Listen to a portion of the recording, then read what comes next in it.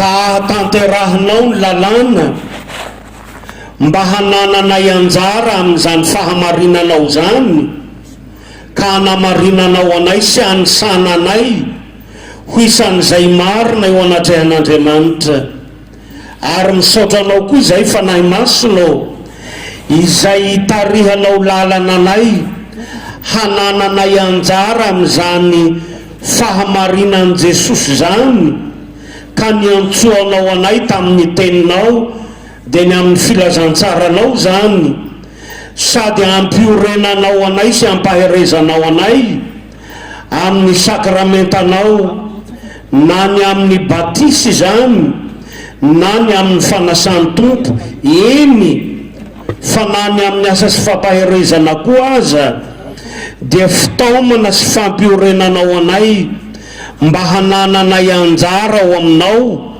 dia ny famonjenao zany ary misaotra noho izay niterahanao anay indray tamin'ny fahasoavanao ka anisananay ho isan'ny zanak'Andriamanitra ary anao koa dia mbola mitaridalana anay fanahy eo mba hanananay fiainana araka ny sitraponao Andriamanitra mba handehananay araka ny fanahy ka handavanay ny filany nofo izay mitaona anay isan'andro na dia ao anatrehanao aza na dia mitoetra ao aminao azy zahay handreny teninao zahay ankehitriny mitenena Jesosy eo araka ny fombanao fa voninkainy olonao amen.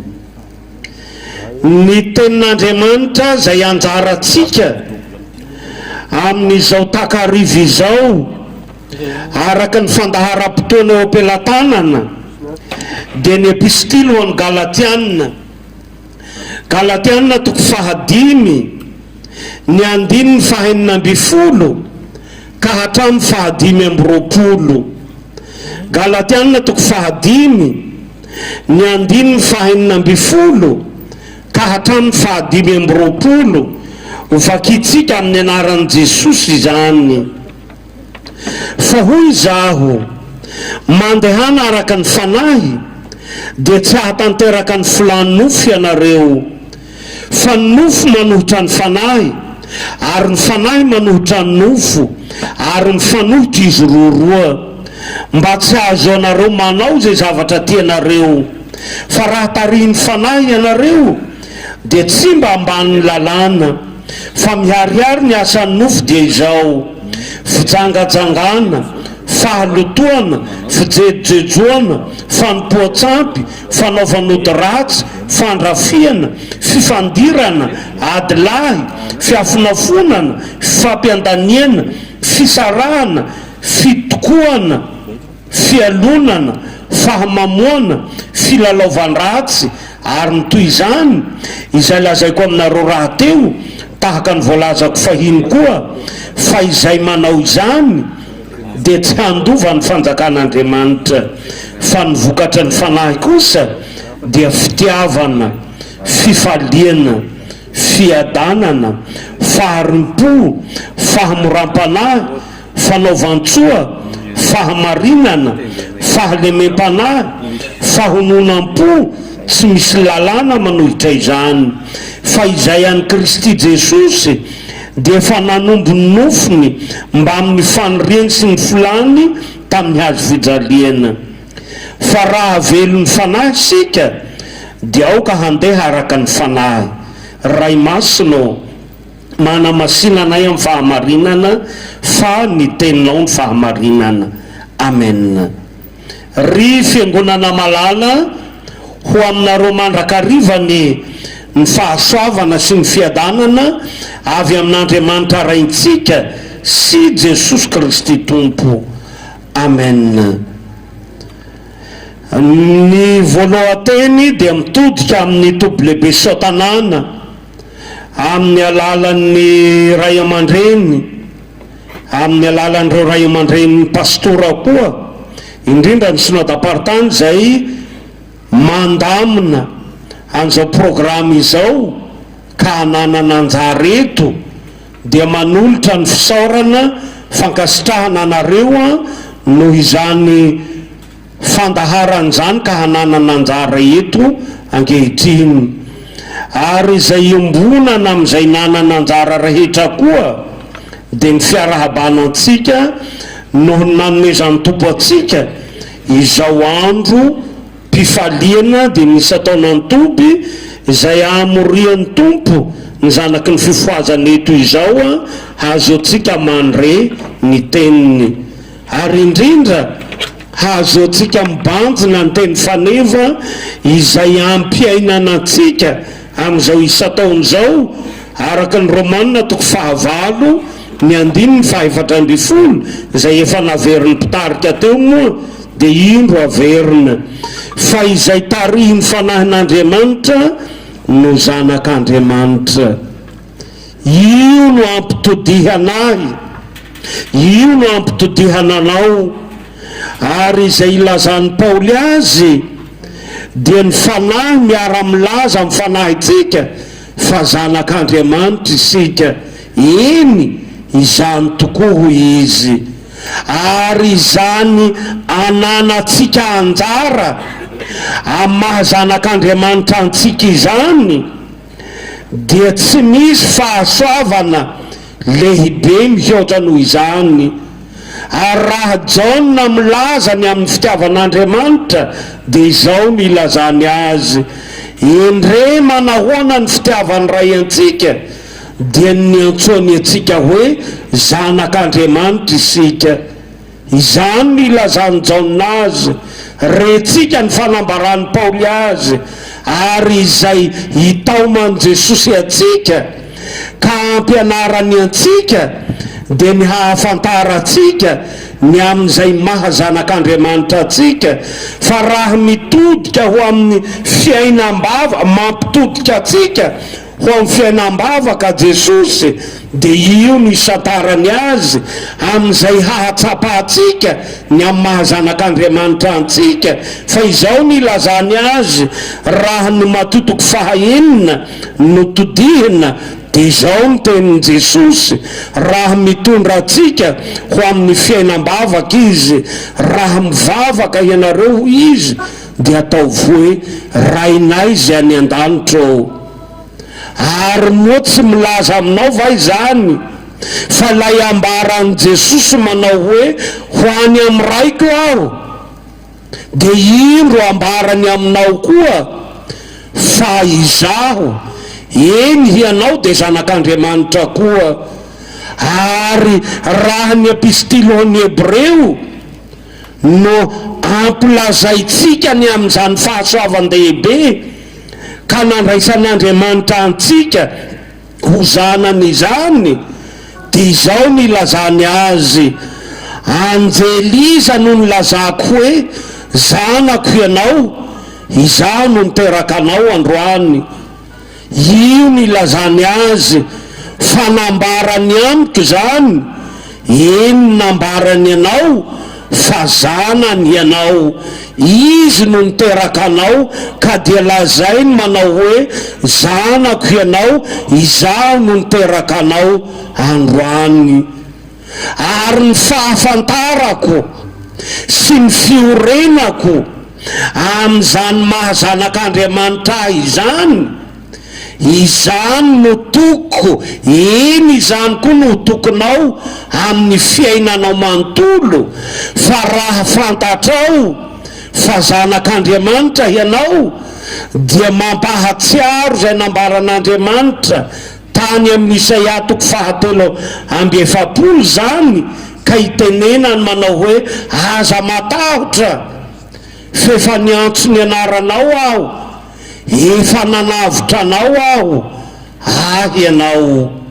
Izany no fanomezatoky izay raisitsika avy amin'Andriamanitra noho ny amin'ny finoatsika, noho ny amin'ny faneketsika, noho ny amin'ny fahatokiatsika ny amin'ny mahazanak'Andriamanitra antsika. Ary amin'ny fiainantsika dia manatokytsika fa izay alehatsika rehetra dia Andriamanitra no miteny ka manao hoe ahy ianao. Raha mandeha mamaky ny afo ianao dia tsy rehetra aminao izy, raha mandeha mamaky ny ony ianao dia tsy hanafitra anao izy. Fa izaho ny Jehovah Andriamanitra ao, hoy ilay miteny aminao manao hoe ahy ianao, zanako ianao. Ary izany dia fa ambara ny mpanao salamo, raha mampisaotra antsika an'Andriamanitra izy, misaotra azy fa zana antsika dia olony sy ondry fiandriny. Fa izao ny fanontaniana: Andriamanitra efa nandray anao zanany, Andriamanitra efa nanangana anao zanany teo amin'ny batisa masina, ka niteny aminao manao hoe zanako ianao, izaho no niteraka anao androany.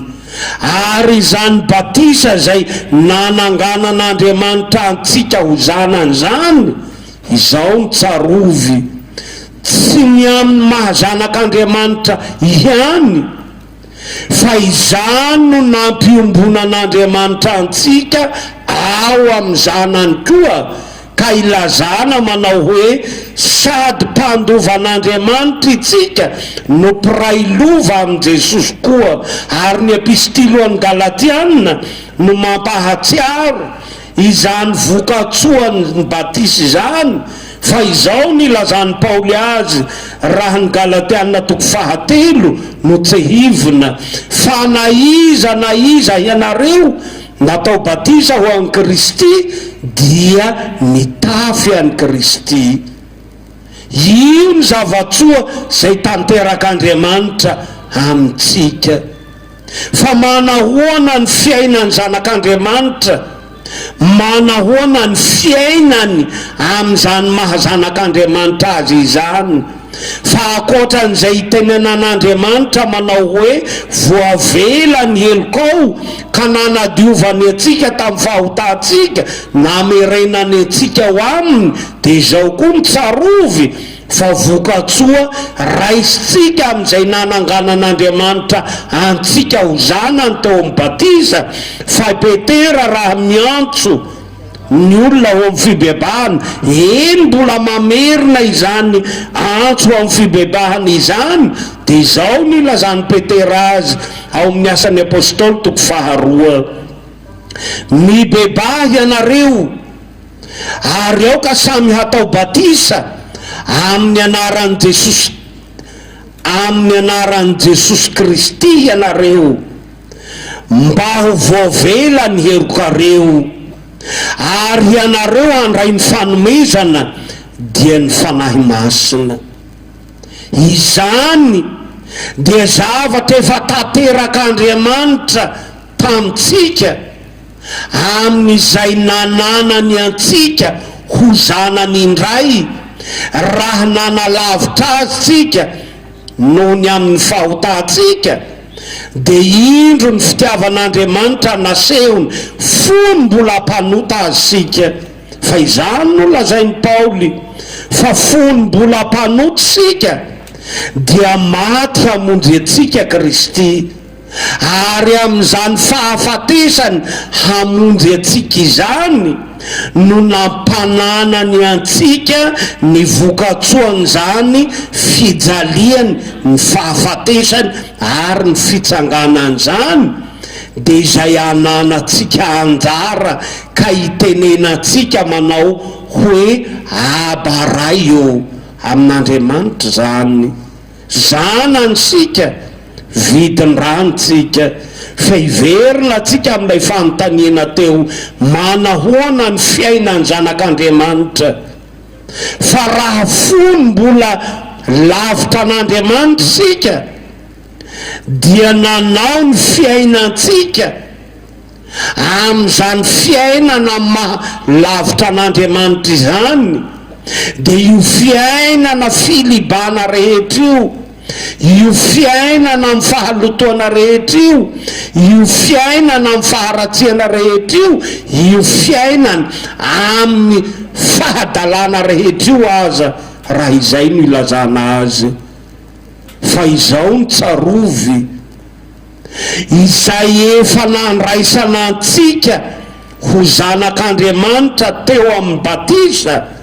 Dia i Paoly no milaza azy ka manao hoe niara nohomboana taminy teo amin'ny batisa amin'ny nofosika, nanombo ny fahotantsika teo amin'ny hazo fijaliana niaraka tamin'i Jesosy, ary ny sarin'ny batisa ny hitondrana antsika ny amin'izany fa niara maty tamin'i Kristy tamin'ny batisitsika ho amin'ny fiainam-pahotantsika.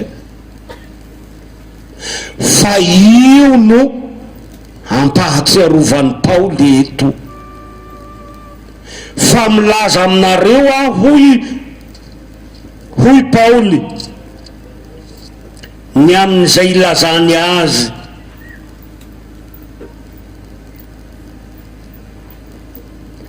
fa hoy zaho mandehana araka ny fanahy dia tsy hahatanteraka ny filany nofo ianareo. Satria fantatry Paoly fa zavatra mbola miara-dalana eo amin'ny fiainany zanak'Andriamanitra ireo zavatra roa ireo, na dia efa natsangan'Andriamanitra ho zanany aza, na dia tarihin'Andriamanitra amin'ny fanahiny aza. Dia izao ny tsarovy mbola eo, raha ny marina aza mbola ao amintsika io fiainana amin'ny mahanofo io.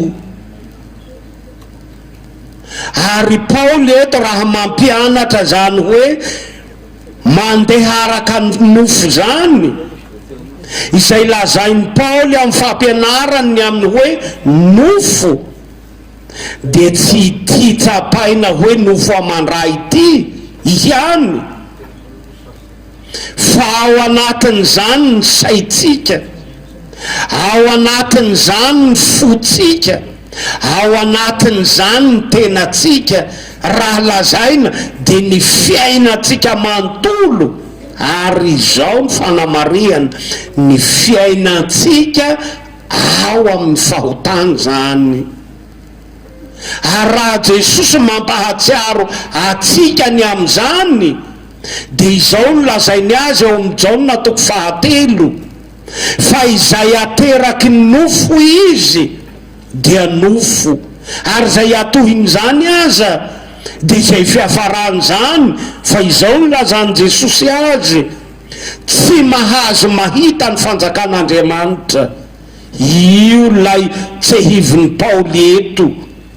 Fa raha tsy manaiky ho tarihan'ny fanahy isika, dia ilay fanahy masina zay nomena antsika teo amin'ny batisa, eny miteny amintsika isan'andro amin'ny alalan'ny tenin'Andriamanitra, eny fanaminia tsy mandreo sy tsy mihaino izany azysika, dia ny fanahy masina indro miteny amintsika amin'izay trangam-piainana rehetra mandalo ao amin'ny fiainantsika, mba hahafantaratsika ny amin'izany feon'ny fanahy izany.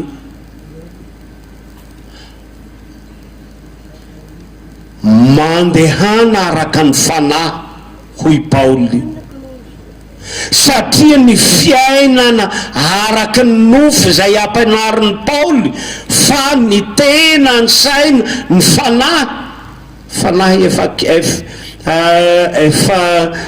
kely io, ny fiainanao manontolo izay lavitra an'Andriamanitra, izay tsy mety hitoetra ao amin'ny Kristy, dia fiainana fanoherana an'Andriamanitra isan'andro, ary fiainana hiala amin'Andriamanitra, fiainana handeha ho any amin'ny filibana. Io ny fiainana raha tsy manaiky ho tarihan'ny fanahy. Fa Andriamanitra manome antsika ny fanahy, nanome antsika ny fanahiny teo amin'ny batisa, mbola manome antsika isan'andro ny fanahiny, ary ny fanahy masina miasa amintsika isan'andro amin'ny alalan'ny tenin'Andriamanitra, eny miteny amin'ny trangam-piainana rehetra ao amin'ny fiainantsika. Ary inona no asany voalohany amin'izany hitenenan'ny Paoly manao hoe mandehana araka ny fanahy izany, dia izay haneketsika io mbola fisiany asan'ny nofo eo amin'ny fiainantsika io. Ary io no tian'ny Tompo ho tsapatsika. Fa raha vao ny olona ny tsy mahalala fa mbola misy zany asany maiziny zany eo amin'ny fiainany, dia tsoro ny soratra masina fa efa toromaso zany, ary efa fahafatesana azy zany. Fa marina fa zavatra toa manahirana ny ilazan'ny Paoly azy eto hoe ny asan'ny fanahy manohitra ny asan'ny nofo, ny asan'ny nofo manohitra ny fanahy, toa zavatra zay mametraka atsika hifandrohitan-javatra. Tsy izay no ilazan'ny Paoly azy, fa izay hahatsapanao ny amin'ny mbola fisian'izany. Ary io no anontaniana antsika, mba mananady tahaka an'izany ilazan'ny Paoly azy zany va ny fiainantsika? Fa raha tsy zany, efa fahafatesany zany. Fa rehefa ny olona ny tsy mahatsiaro io zay ilazan'ny Paoly azy io, dia olona efa mirona any amin'ny faharatsiany zany. Ary Paoly raha milaza eto hoe niady reo mifanitona, fa rehefa tsisy ady ao dia efa misy fifanarahana ao zay atao amin'ny asan'ny maizina ka ampanginana azy, satria manaiky ho tarihan'ny nofo. Ary io no azo atsika mandrefiny amin'ny fiainantsika. Ary tsaroko ny fampianarana ray aman-dreny anankiray raha milaza ny Galatiana 5 izy, dia izao no ilazany azy: diniho ny fiainanao hoy izy, ary mijere fitaratra ho izy hahitanao ny fiainanao. Ary inona ny fitaratra mazava indrindra hamantaranao ny fiainanao dia ny Galatiana 5. Ao ny ilazany Paoly azy fa miharihary ny asan'ny nofo dia izao: fitsangajangana, fahalotona, fanaovany ratsy, fiafonafona, adilahy, lolom-po, raha hanao fitanisanany matoateny hoe manototsika. Raha sanatria te hianatra izany dia io no fitanisana azy. Raha hanao conjugaison tsika ny amin'ny hoe manota io. Tarafo ny fiainanao, aiza amin'io ny hitanao eo amin'ny fitaratra. Dia ity Galatiana 5 na ity tenin'Andriamanitra mazava hamantaranao ny fiainanao ty, hahitanao izany. Fa i Paoly miantso ny tenin'Andriamanitra mitaona ka manao hoe mandehana araka ny fanahy, dia tsy hahatanteraka ny filany nofo ianareo. Fa izay ao amin'ny Kristy dia efa nanombo ny fahotany sy ny faniriana mba amin'ny zava-dratsy rehetra teo ambony hazo fijaliana, ary nanaiky hitondra izany fahotany izany eo amin'ny Jesosy. Inona ary no antso eto? Raha tsapanao fa mbola ady eo anatrehanao zany, dia eto eo amin'ilay nahatanteraka ny lalàna Jesosy zany. Eto eo amin'ilay nanaiky hitondra ny fahotantsika, eto eo amin'ilay nanaiky hibaby ny helitsika Jesosy zany. Fa raha manaiky ianao amin'ny fitarehan'ny fanahy fampanota, dia izany no fifaliantsika amin'izay andrenesana ny fanahy izay mitaona antsika ho amin'ny Jesosy. Fa ao no hananantsika famelan-keloka, ao no hananantsika fiainam-baovao koa. Fa ny Korintianina voalohany, Korintianina 2 ngamba 5, raha milaza zay mahao amin'ny Kristy antsika dia izao no ilazany azy. Fa raha misy olona ao amin'ny Kristy dia olom-baovao izy. Efa lasa ny zavatra taloha, ny asan'ny nofo zany. Indro efa tonga vaovao reo. Izany no tian'ny Paoly ho tafita tamin'ny Korintianina tamin'ny fotoanandro. Izany koa no mbola tian'ny soratra masina ho tafita amiko eto ankehitriny. Fa izay tarihin'ny fanahin'Andriamanitra dia tsy zanak'Andriamanitra ihany, fa izay mahazanaka araka ny fampianaran'ny doktora teto tamin'ny tolakandro. Fanahafana an'Andriamanitra zany, fitoerana ao an-tranony ray zany, ary fiainana ny sitrapon'Andriamanitra zany. Mandehana hoy Paoly, mandehana hoy ny soratra masina araky ny fanahy dia tsy hahatanteraka ny filany nofo ianareo. Fa izay manaiky ho tarihan'ny fanahy dia tarihiny hanaiky hanohitra.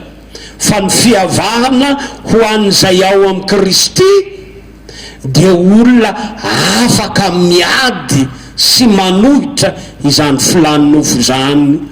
Tsy tahaka n'ilay fiainan'ny mpanota lavitra an' Jesosy, fa Jesosy raha amin'ny teny ny amin'ny fiainam-pahotana ivelany lavitra azy, dia izao no lazain'i Jesosy azy: izay rehetra manota dia andevonota. Tsy manana halatra manoloana ny fahotana. Fa ianao zay efa zanak'Andriamanitra dia maneke ho tarihan'ny fanahy, fa ny fanahy dia mampahery anao.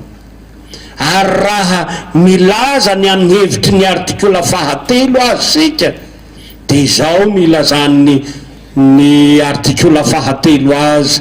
Inona moa le artikula fahatelo azafady fa sao dia tsy mifanandrify ny resaka.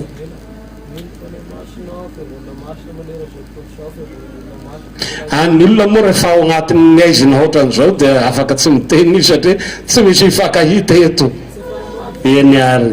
Fa izao ny artikula fahatelo ry hava malala, ny mifanahy masina, ny fiangonana masina manerana an'izao tontolo izao, fiombonan'ny olona masina, ny famelan-keloka, ny fitsanganan'ny tena maty ary ny fiainana mandrakizay. Fa izao ny heviny.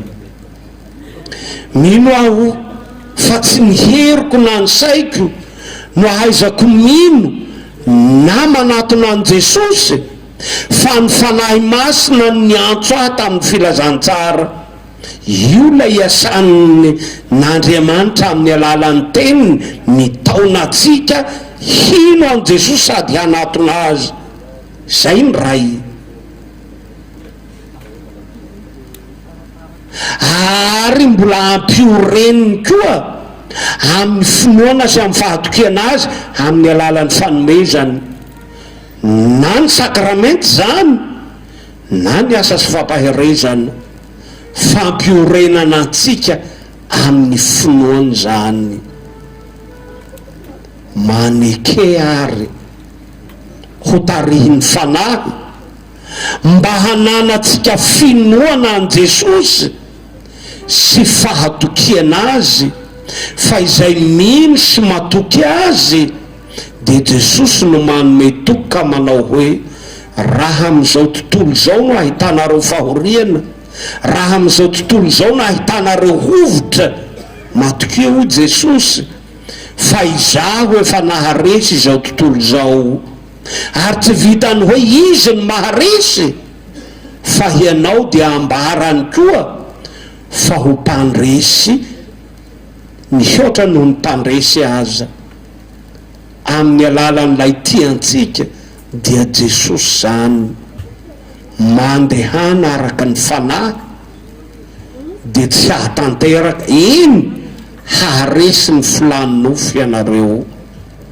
Ary inona no hahatanterahana izany dia ny fiainam-pibebana zay atao isan'andro, fa ny batisa zay raisitsika dia tsy fampimbonana antsika ao amin'i Jesosy ihany fa fampiainana antsika ny amin'ny fiainam-pibebana isan'andro.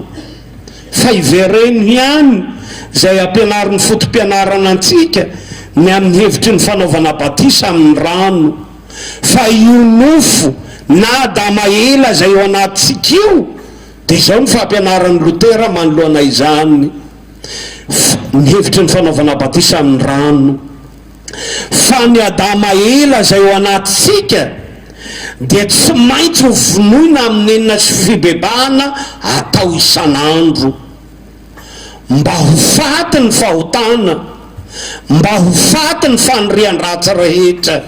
Fa izao kosa izay miaina amin'ny fiainam-pibebahana dia hiposaka sy hitombo kosa ny olom-baovao zay ho velona ao amin'Andriamanitra amin'ny fahamarinana sy amin'ny fahamasinana mandrakizay zany. Hoy Paoly, mandehana araka ny fanahy dia tsy hahatanteraka ny filany nofo ianareo. Antso fibebahany zany, ary izany no hitao manotompo anao eto koa amin'ity sataon'ity, mba handehana anao araka ny fanahy. Fa ny teny faneva zay niraisitsika dia mampahatsiaro atsika zay efa tanteraka amina tanteraka Andriamanitra amintsika, dia izay ilazany manao hoe fa izay tarihin'Andriamanitra no zanak'Andriamanitra. Voninahitra ny ho an'Andriamanitra resy zanaka ary fanahy masina zay azy hatramin'ny taloha indrindra ka ho mandrakizay. Amen. Raisy ny fitahiana, ny fahasoavan'i Jesosy Kristy Tompo, ny fitiavan'Andriamanitra ray ny firaisana sy ny findronana amin'ny fanahy masina ho aminareo rehetra ny hatramin'izao ka ho mandrakizay.